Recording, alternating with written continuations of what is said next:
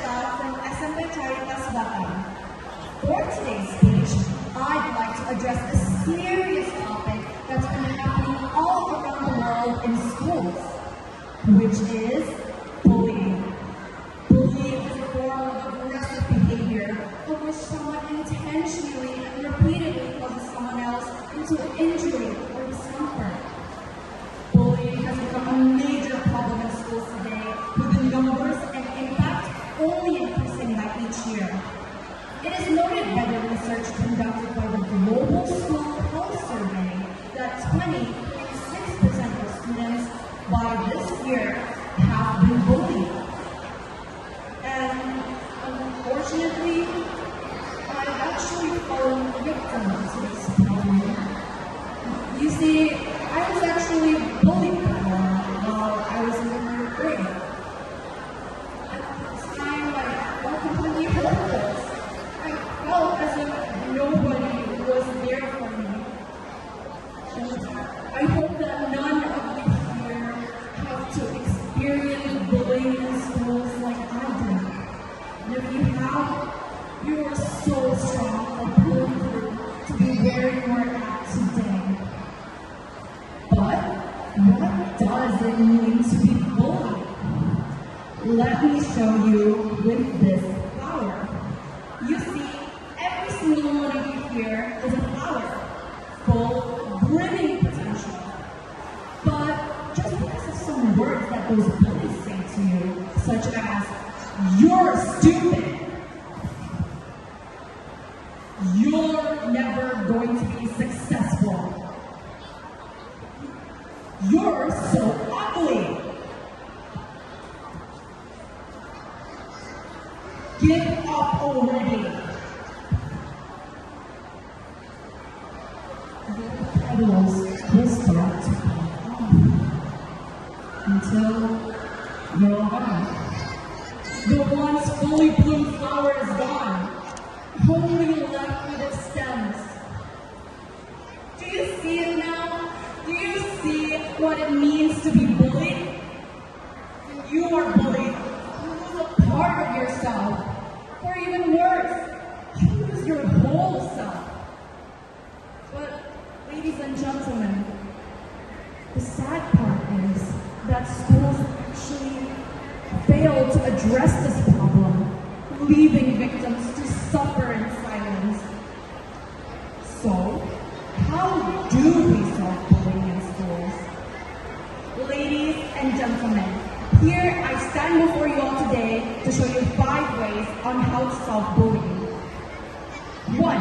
Create a safe and supporting school environment that teaches students with dignity and respect, as well as a zero-tolerance policy for bullying. Personally, I believe that the teachers at the time educated my peers about bullying, I would have never been bullied before. This is why teachers should start implementing good values to students at a young age, as to avoid them from becoming bullies in the future. 2. Look out alarming symptoms of bullying, such as injuries that can't be explained, grades dropping, skipping school, a decrease in self-confidence, as well as self-harming behaviors. The National Center for Educational Statistics shows that 46% of students have actually told someone in school about their bullying experience, which leaves the 54% to be suffering alone in silence without informing anyone. This is why we should look out for those alarming symptoms, so we can identify the bully victims at an early stage and provide them with mental support. 3. We should emphasize standing up for others. When we see bullying happening around us, we shouldn't just stand around and look at the experience. We should immediately defend the victim. Or, at the very least, we could inform a responsible adult about this, as to not let the situation escalate into a physical dispute. Personally, I'm extremely grateful for my friends who have been to a bully victim like me, even a simple, "Are you okay?" or "Stop bullying them" can make such a huge difference.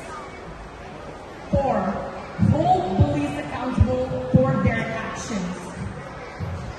For bullies to stop bullying, we need to make them reflect deeply about their actions. For instance, there is actually a law in the chapter 351 of the Indonesian Criminal Code that states that if a bullying occurs and is reported to the authorities, the bully will receive a maximum punishment of 2 years and 8 months in prison, or a fee of a few 100,000 rupiahs. This is why schools should socialize this law to students, and to let them think twice before committing such a horrendous act such as bullying. 5. Provide mental support for both the victims and the bullies. For the victims, we can do this by validating their concerns, listening to their feelings, as well as offering resources for them to help cope with the trauma. For example, a psychologist or a therapist. But did you know that the bullies also have a reason for bullying? Bullies actually bully because they wanted to assert power and control over other people. So this is why we should provide mental support for them, as to let them heal from their wounds from their past, and teach them good values as to not let them bully other people again. In conclusion, bullying is a major problem in schools all around the world. We, as a school community, need to socialize about stopping bullying. We can do this by creating a safe and supportive school environment, providing mental support for the victims, holding bullies accountable, as well as looking out for alarming symptoms of bullying. I believe that if we all made a collective effort on solving bullying, we can change the lives of children all around the world. Thank you everyone for listening to my speech, and have a good day. Wow, kita berikan tepuk tangan yang meriah untuk Andrea. Thank you.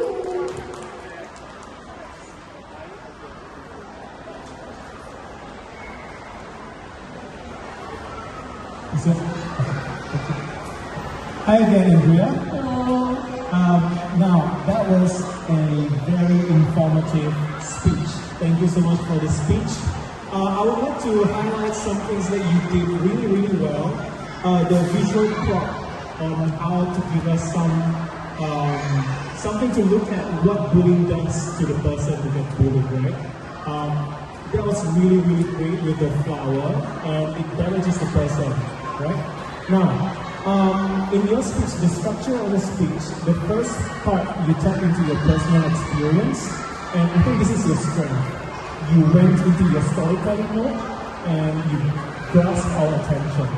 And that's what I think a speech is a story and something that you want people to hear. So I appreciate that your strategy on making us to empathize with you is a great way to get our attention.